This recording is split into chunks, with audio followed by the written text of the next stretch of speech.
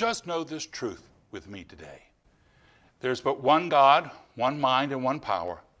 That power is perfect love, it's divine intelligence. And that power is broadcasting through me, with me, and for me.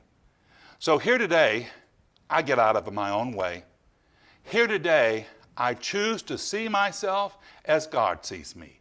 Here today, I choose to open up my possibilities for my greater good, knowing that God seeks to show up in my life as my health, my love, and my prosperity. Here today, I choose to lift my eyes up to a greater knowing for myself.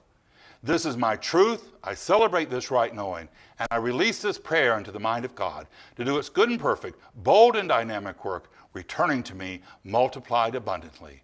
And together we say, and so it is.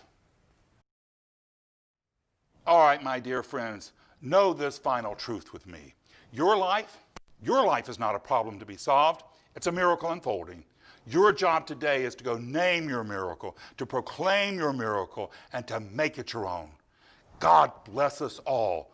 Now let us go be the miracle God has called us to be.